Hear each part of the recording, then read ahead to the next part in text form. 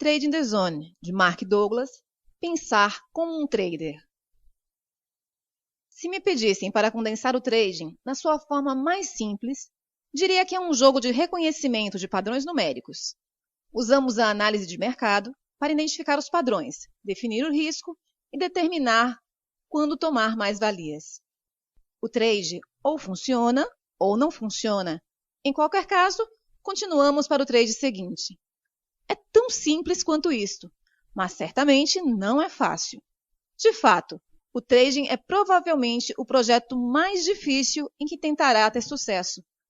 Não porque exija grandes conhecimentos, muito pelo contrário, mas porque quanto mais pensa que sabe, menos sucesso terá. Fazer trading é difícil porque temos de operar num estado em que não precisamos de saber. Muito embora a sua análise possa revelar-se, por vezes, perfeitamente correta. Para operar num estado em que não tem que saber, tem que gerir devidamente as suas expectativas. Para gerir devidamente as suas expectativas, tem de reordenar o seu ambiente mental para que acredite indubitavelmente nas 5 verdades fundamentais. Neste capítulo, vou dar-lhe um exercício de trading que irá integrar estas verdades sobre o mercado a um nível funcional no seu ambiente mental. Ao longo do processo, irei mostrar-lhe as 3 fases de desenvolvimento de um trader. A primeira fase é a fase mecânica. Nesta fase, um trader constrói a autoconfiança necessária para operar num ambiente sem limites, aprende a executar sem erros um sistema de trading, treina sua mente para pensar em probabilidades, as 5 verdades fundamentais, cria uma convicção forte e inabalável na sua consistência como trader. Quando tiver concluído esta primeira fase, pode depois avançar para a fase subjetiva do trading. Nesta fase, usa o que já aprendeu sobre a natureza do movimento do mercado para fazer o que pretende. Há muita liberdade nesta fase, pelo que terá de aprender a monitorizar a sua predisposição para cometer erros de trading, que são o resultado dos problemas de autoavaliação não resolvidos a que me referi no capítulo anterior. A terceira fase é a fase intuitiva. Fazer trading intuitivamente é a fase de desenvolvimento mais avançada. É o equivalente, no trading, a chegar à faixa preta nas artes marciais. A diferença é que não tentamos ser intuitivos, porque a intuição é espontânea. Não vem daquilo que sabemos a um nível racional. A parte racional da nossa mente é estruturalmente desconfiada da informação que recebe de uma fonte que não compreende. Ter a sensação que algo está prestes a acontecer é uma forma de saber muito diferente de saber racionalmente. Trabalhei com muitos traders que tinham frequentemente uma sensação intuitiva muito forte do que ia acontecer a seguir e viam-se confrontados com a parte racional de si mesmos que persistentemente lutava por agir de outra forma. É claro que se tivessem seguido a sua intuição, teriam experimentado um resultado muito satisfatório. Em vez disso, o resultado era normalmente muito insatisfatório, especialmente quando comparado com o que tinham percebido antes como possível. A única forma que conheço em que pode tentar ser intuitivo é trabalhando na criação de um estado mental que esteja o mais disponível possível para receber os seus impulsos intuitivos e agir com base neles. A fase mecânica. A fase mecânica do trading está especificamente concebida para construir o tipo de aptidões de trading, confiança, segurança e pensamento em probabilidades que irão compeli-lo a criar resultados sustentados.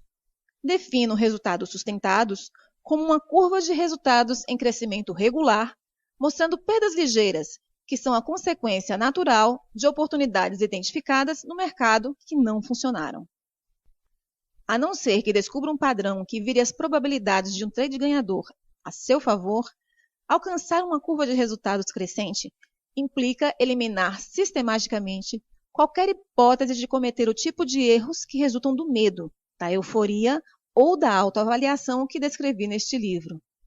Eliminar os erros e melhorar o seu sentido de autoavaliação irá exigir a aquisição de aptidões que são todas de natureza psicológica.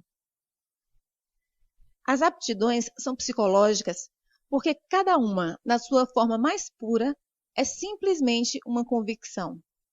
Lembre-se que as convicções determinam o nosso estado mental e moldam as nossas experiências de forma que reforçam constantemente aquilo que já acreditamos ser verdade.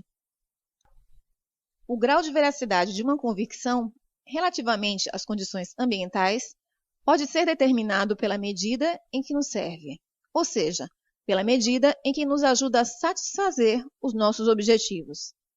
Se produzir resultados sustentados for o seu objetivo principal como trader, então criar uma convicção, um conceito consciente dotado de energia que resiste à mudança e exige a expressão de que eu sou um trader consistentemente bem-sucedido, irá funcionar como a principal fonte de energia que irá gerir as suas percepções, interpretações, expectativas e ações, de modo que satisfaçam a convicção e, consequentemente, o seu objetivo.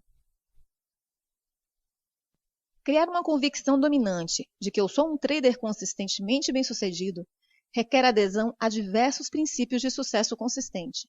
Alguns destes princípios irão, sem dúvida, entrar em conflito com alguma das convicções que já adquiriu sobre o trading. Se for o caso, então o que tem é um exemplo clássico de uma convicção que está em conflito com o desejo. Neste caso, a dinâmica energética não é diferente da que existia no exemplo da criança, que queria ser como as outras crianças que não tinham medo de brincar com cães. Ela queria expressar-se de um modo que considerava, pelo menos de início, praticamente impossível. Para satisfazer o seu desejo, teve de entrar gradualmente num processo ativo de transformação. A sua técnica era simples. Tentava, tanto quanto podia, concentrar-se no que pretendia e, pouco a pouco, desativava a convicção anterior, reforçando a convicção que correspondia ao seu desejo. Num determinado momento, se esse for o seu desejo, terá também de entrar gradualmente no mesmo processo de transformação para se tornar um ganhador consistente. Quando se trata de transformação pessoal, os ingredientes mais importantes são a força de vontade, a clareza do propósito e a intensidade do desejo.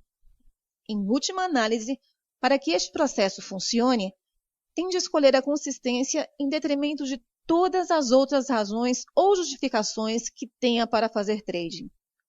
Se todos esses ingredientes estiverem presentes em grau suficiente, então, independentemente dos obstáculos internos com que seja confrontado, aquilo que deseja irá acabar por prevalecer. Observe-se a si mesmo. O primeiro passo no processo de obtenção de consistência é começar a reparar naquilo que pensa, diz e faz. Por quê? Porque tudo o que pensamos, dizemos ou fazemos como traders contribui para alguma convicção no nosso sistema mental e, por conseguinte, reforça-a. Como o processo de se tornar consistente é de natureza psicológica, não é surpresa ter que começar a prestar atenção aos seus vários processos psicológicos. A ideia é aprender a tornar-se um observador atento dos seus próprios pensamentos, palavras e atos. A sua primeira linha de defesa contra o erro do trading é dar por si mesmo a pensar sobre ele. É claro que a última linha de defesa é dar por si próprio a agir. Se não se empenhar em tornar-se um observador atento destes processos, as suas tomadas de consciência virão sempre depois da ação, normalmente quando já está num profundo estado de arrependimento e frustração.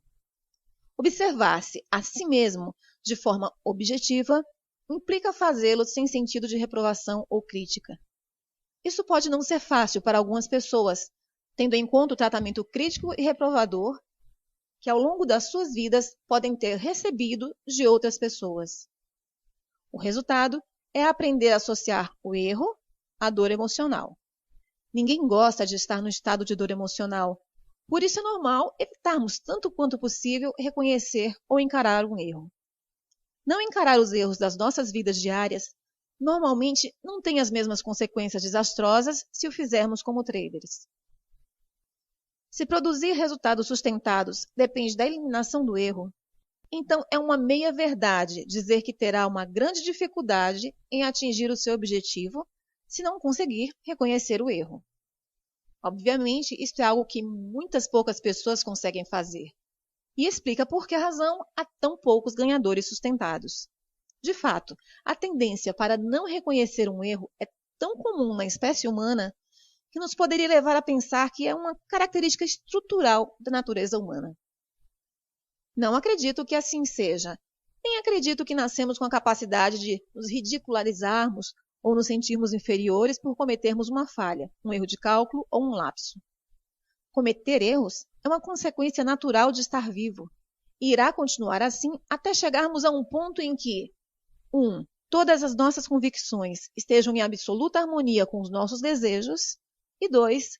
Todas as nossas convicções estejam estruturadas de tal forma que estejam completamente em consonância com aquilo que funciona da perspectiva do ambiente.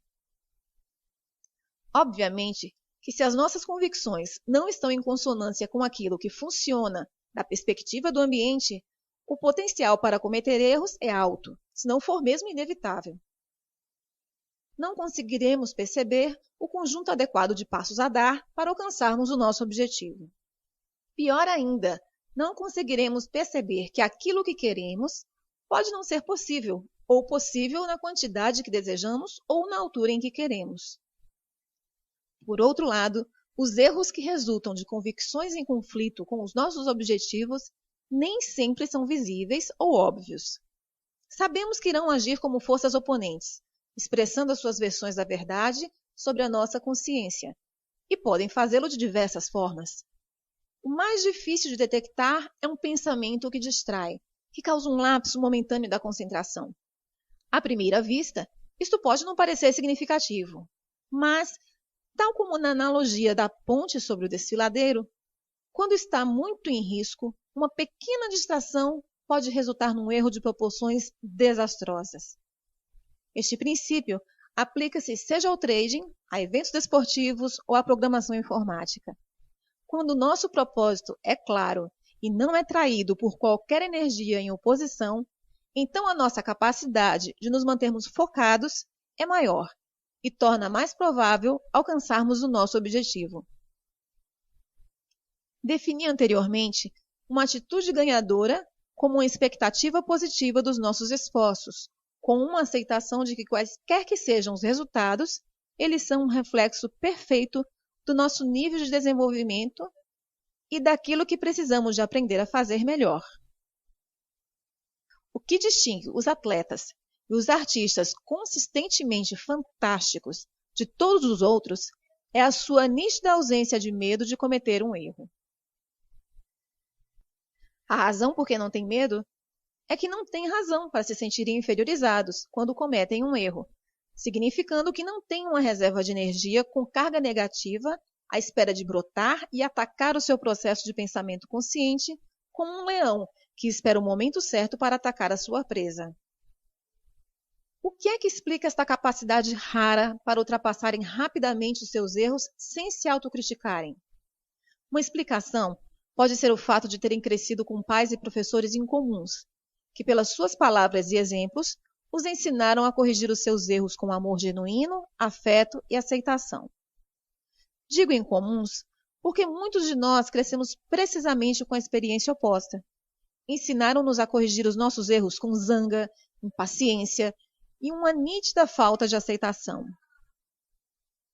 Com certeza que os grandes atletas com grandes vitórias passadas encararam os erros como forma de adquirir uma convicção de que os erros simplesmente apontam o caminho para onde precisam concentrar os seus esforços para crescerem e melhorarem-se a si mesmos. Com uma convicção como esta, não há fonte de energia com carga negativa capaz de gerar pensamentos autocríticos. No entanto, nós, que crescemos experimentando as reações negativas às nossas ações, iríamos naturalmente adquirir convicções sobre os erros. Os erros têm de ser evitados a todo custo, ou deve haver algo errado comigo se cometer um erro, ou devo ser um incompetente. Lembre-se que cada pensamento, palavra e ato reforça alguma convicção que tenhamos sobre nós mesmos. Se, por uma autocrítica negativa repetida, adquirimos uma convicção de que estragamos tudo essa convicção irá encontrar uma forma de se exprimir nos nossos pensamentos, fazendo com que nos tornemos distraídos e com que estraguemos tudo, através das nossas palavras, fazendo-nos dizer coisas sobre nós mesmos ou sobre os outros, se observarmos as mesmas características neles, que refletem a nossa convicção e que se refletem nas nossas ações, nos nossos comportamentos, fazendo-nos comportar de forma claramente autossabotadora. Se vai ser um vencedor consistente, não pode deixar que o erro ocorra num contexto de carga negativa, como é visto pela maioria das pessoas. Tem que conseguir monitorizar-se a si mesmo de alguma forma, o que será difícil de fazer, se tiver tendência para experimentar dor emocional quando comete um erro. Se isto ocorrer, tem duas opções. Primeira, pode esforçar-se por adquirir um novo conjunto de convicções com carga positiva sobre o que significa cometer um erro, ao mesmo tempo que desativa quaisquer convicções com carga negativa que defendam algo diferente ou façam que se sintam inferiorizados por cometer um erro. E segundo, se não quiser considerar esta primeira opção, pode contrabalancear o potencial para cometer erros pela forma como estabelece o seu regime de trading. Isso significa que se vai fazer trading sem se monitorizar a si mesmo, mas ao mesmo tempo deseja resultados sustentados, então exercer trading recorrendo apenas à fase mecânica irá resolver o dilema. De qualquer forma, aprender a monitorizar-se a si mesmo é um processo relativamente simples quando se tiver libertado da energia com a carga negativa associada a erros. De fato, é fácil. Tudo o que tem de fazer é decidir por que se quer monitorizar, o que significa que primeiro precisa de ter um propósito claro em mente. Quando o seu propósito estiver claro para si, simplesmente comece a orientar a sua atenção para aquilo que pensa, diz ou faz. Se e quando reparar que não está concentrado no seu objetivo ou nos passos que o levam a alcançar o seu objetivo, escolha reorientar os seus pensamentos, palavras ou ações de modo que esteja em consonância com aquilo que está a tentar conseguir. Continue a reorientá-los sempre que necessário. Com quanto mais determinação se envolver nesse processo, especialmente se conseguir fazê-lo com algum grau de convicção, mais rapidamente irá criar uma estrutura mental livre para funcionar em consonância com os seus objetivos, sem qualquer resistência de convicções conflituosas. O papel da autodisciplina. Chamo ao processo que acabei de descrever autodisciplina. Defino autodisciplina como uma técnica mental para reorientar, o melhor que pudermos, o nosso foco para aquilo que desejamos, quando esse objetivo ou desejo está em conflito com algum outro fator, convicção, do nosso ambiente mental. A primeira coisa que deve reparar nessa definição é que a autodisciplina é uma técnica para criar uma nova estrutura mental. Não é um traço de personalidade. As pessoas não nascem com autodisciplina. De fato, quando pensamos no modo como a defino, nem sequer é possível nascer-se com autodisciplina. No entanto, como uma técnica a ser usada no processo de transformação pessoal, qualquer um pode optar por a treinar. Eis um exemplo que ilustra a dinâmica subjacente ao modo como essa técnica funciona. Em 1978, decidi que queria ser atleta. Não me lembro exatamente de qual era a minha motivação subjacente, exceto ter passado os 8 anos anteriores num estilo de vida muito inativo. Não praticava nenhum desporto ou hobby, a menos que ver televisão pudesse ser considerado um hobby. Anteriormente, tanto no liceu como pelo menos durante parte do período que frequentei a universidade, era muito ativo no desporto, especialmente no hóquei. No entanto, depois de sair da universidade, a minha vida desenrolou-se de uma forma muito diferente da que esperava. Não era concretamente o que desejava, e sentia-me impotente para reagir. Isto conduziu-me a um período de inatividade, que é uma forma simpática de dizer que estava fortemente deprimido. De novo, não tenho a certeza do que me incitou a querer subitamente a tornar-me atleta. Se calhar vi algum programa de TV que despertou meu interesse. Lembro-me, no entanto, que a motivação era muito forte. Assim saí, comprei um par de tênis, calcei-os e fui correr. A primeira coisa que descobri foi que não era capaz. Não tinha resistência para correr mais de 60 metros. Foi surpreendente. Descobri que estava de tal modo fora de forma que nem sequer conseguia correr mais de 60 metros. Perceber isso foi tão desanimador que não tentei correr novamente durante 2 ou 3 semanas. Na vez seguinte, ainda não conseguia correr mais de 60 metros. Tentei novamente no dia seguinte, logicamente com o mesmo resultado. Fiquei tão desanimado com a minha condição física que não corri de novo durante mais 4 meses. Estamos na primavera de 1979. Estou mais uma vez determinado a fazer desporto, mas, ao mesmo tempo, muito frustrado com a minha falta de progressos.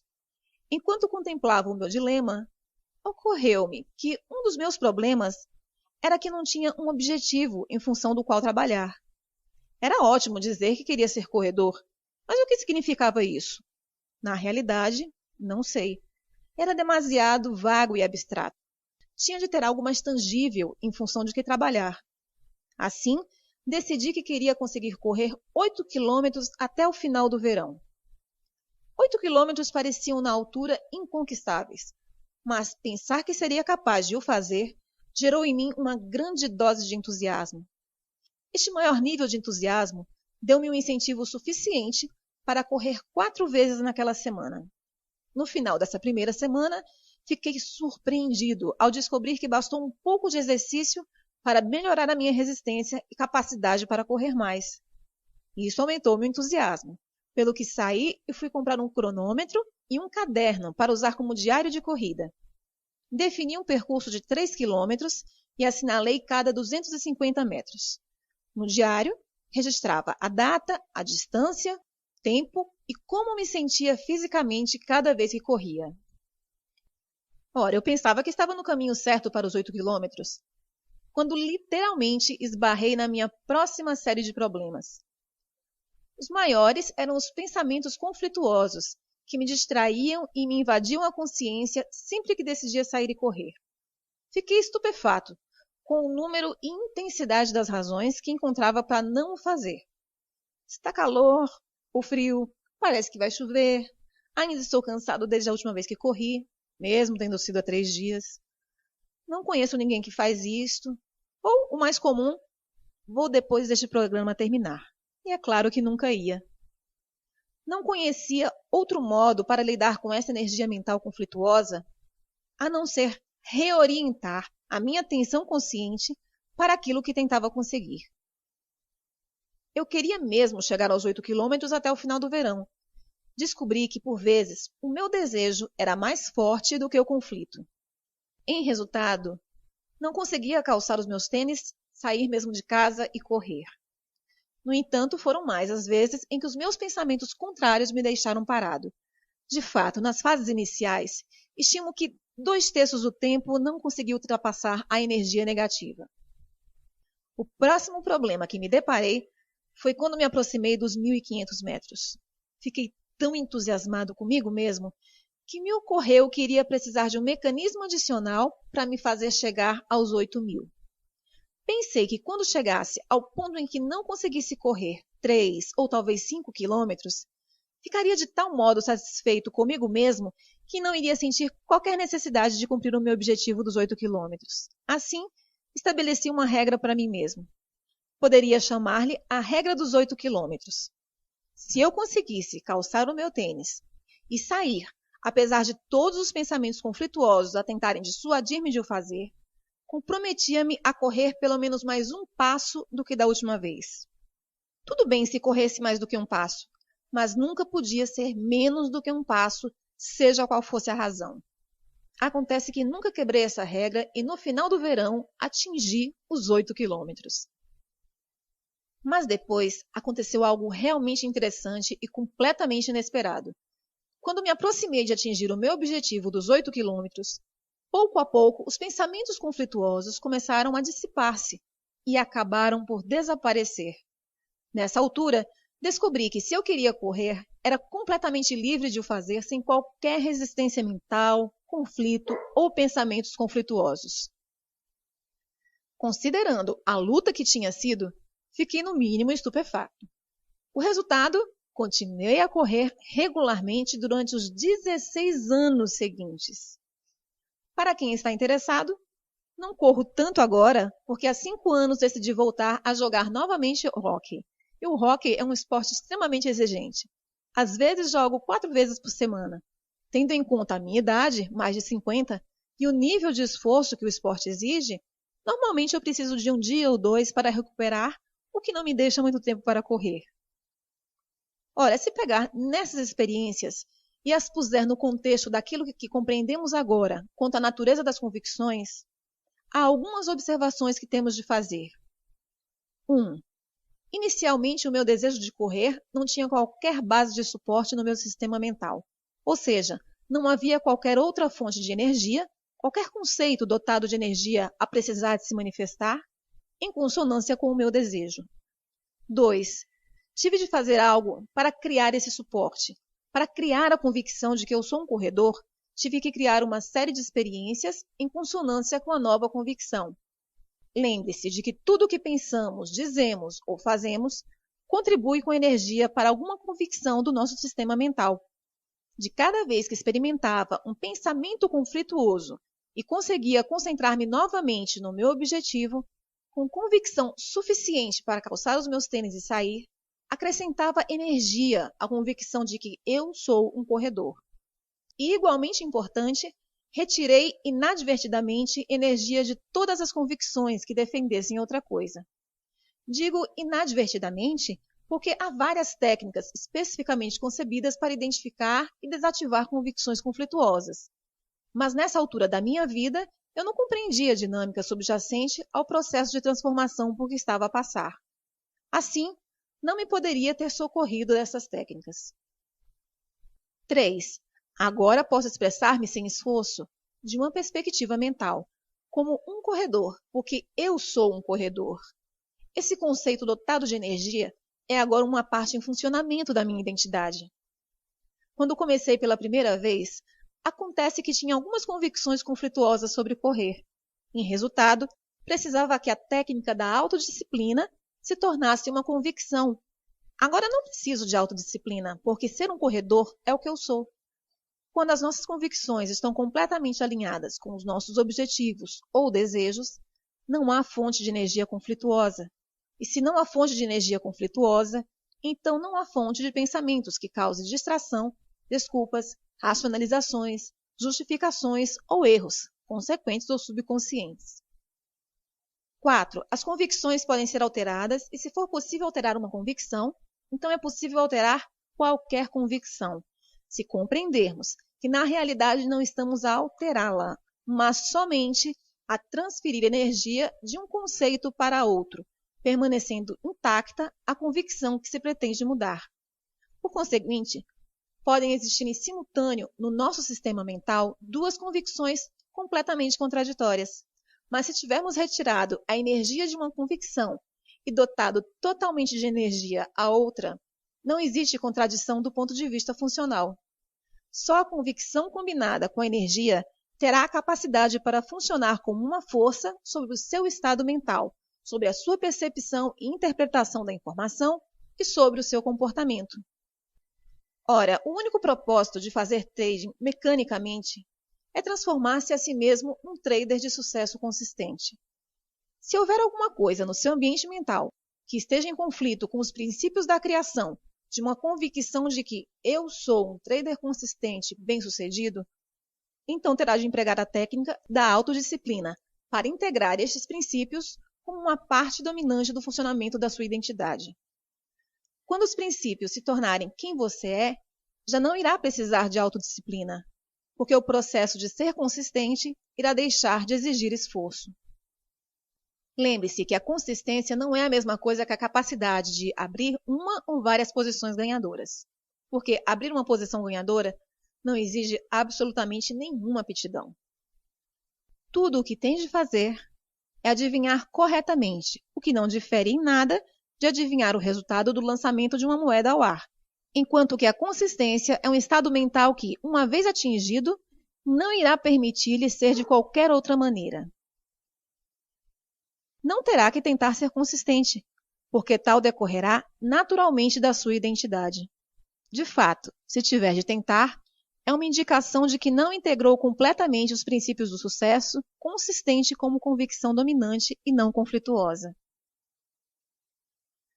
Por exemplo, predefinir o seu nível de risco é um passo no processo de ser consistente.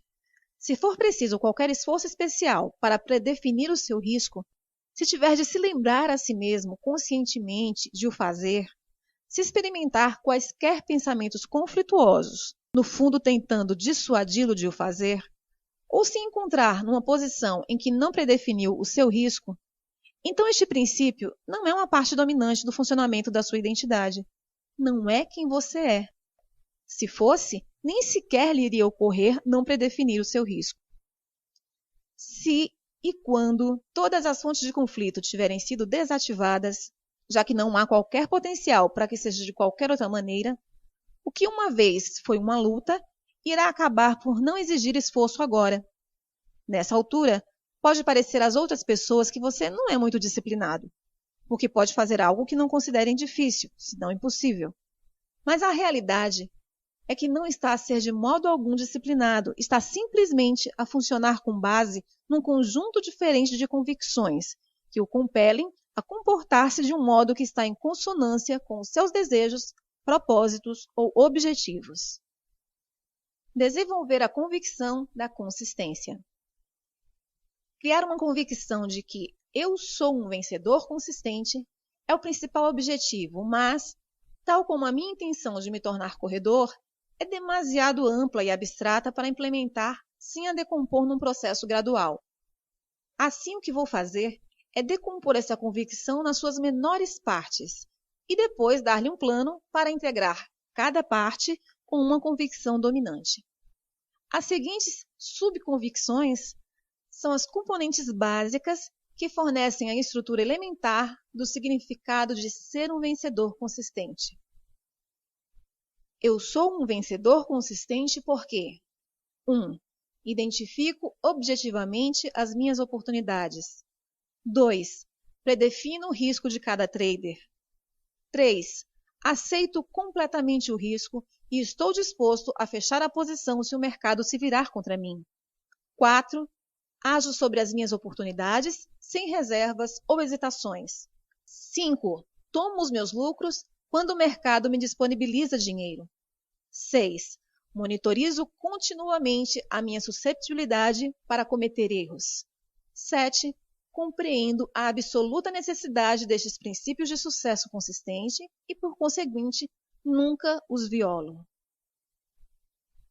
Estas convicções são os 7 princípios da consistência.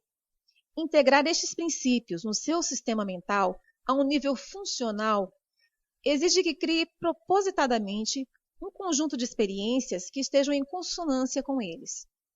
Isso não difere em nada da criança que queria brincar com cães ou do meu desejo de ser corredor. Antes de conseguir brincar com o cão, a criança teve primeiro que fazer várias tentativas para se aproximar de um cão. No final, quando o peso preponderante da energia no seu sistema mental foi transferido, conseguiu brincar com cães sem qualquer resistência interna.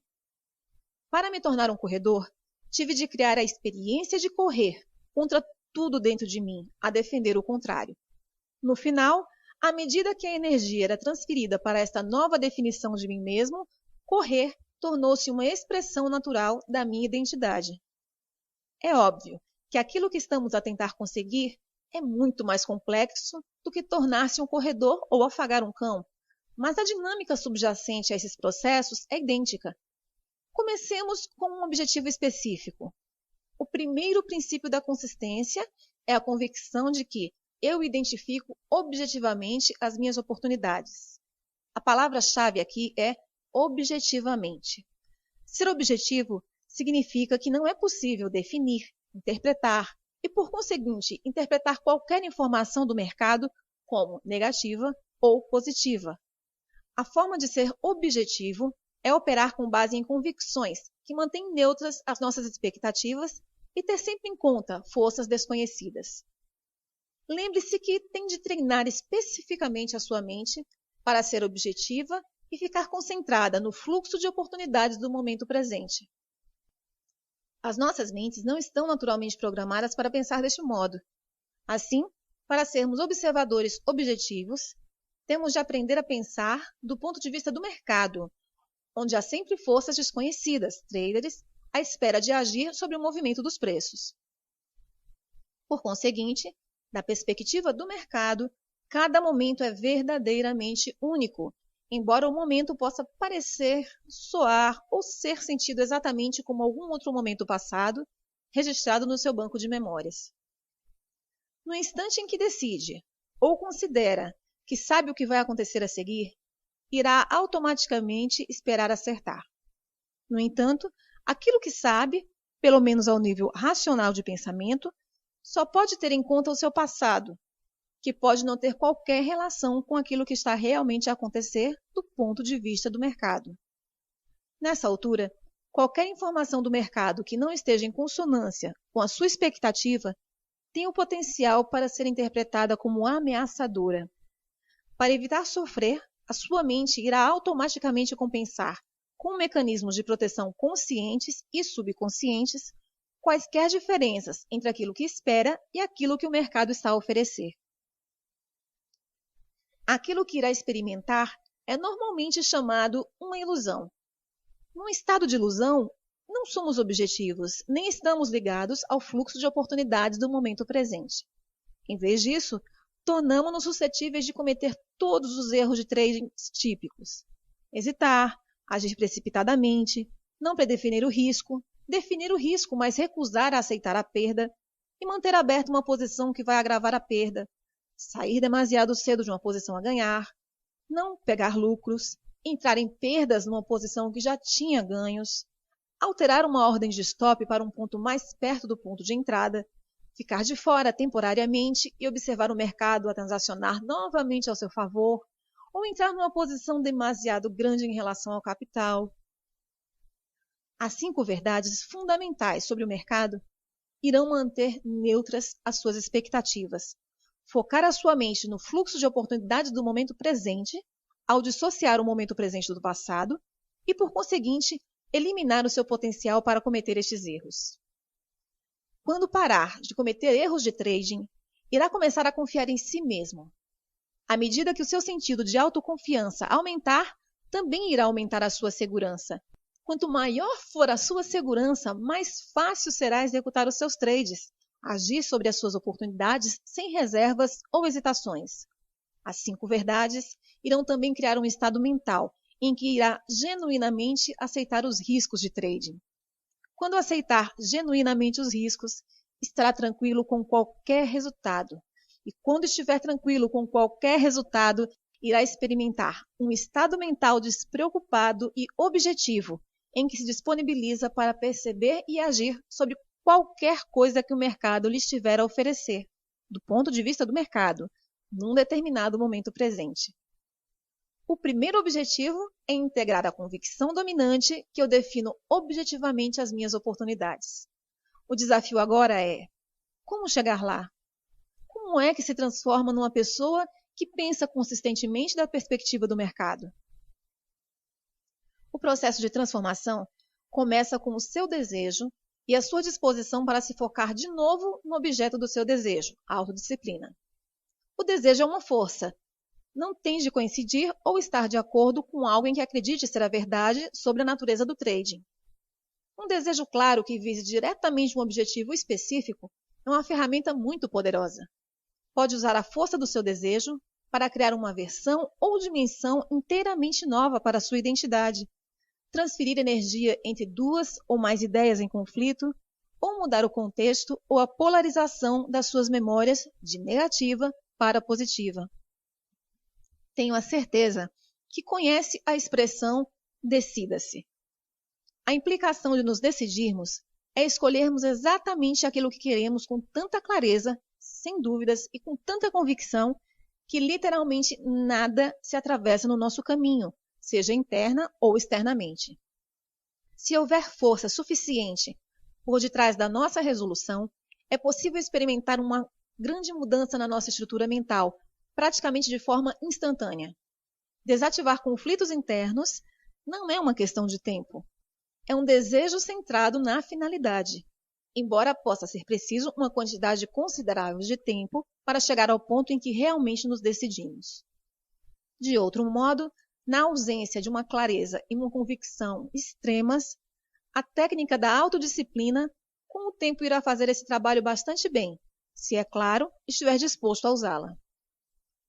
Para lá chegar, tem de decidir com o máximo de convicções e clareza que, acima de outra coisa qualquer, deseja a consistência, o estado mental de confiança, segurança e objetividade do seu trading. Isso é necessário, porque se for como a maioria dos traders, irá enfrentar algumas forças conflituosas muito temíveis. Por exemplo, se tem estado a fazer trading para se sentir bem com a euforia de pegar um grande movimento, para impressionar sua família e amigos, para ser um herói, para satisfazer uma dependência econômica, para acertar nas suas previsões ou por qualquer outra razão que não tenha nada a ver com ser consistente, então irá descobrir que a força destas outras motivações irá não só agir como um obstáculo, dificultando muito o exercício de trading que estou prestes a dar-lhe, mas podia muito bem ser suficientemente forte para o impedir de fazer sequer o exercício. Lembra-se da criança que não tinha desejo de ser como as outras crianças e interagir com cães?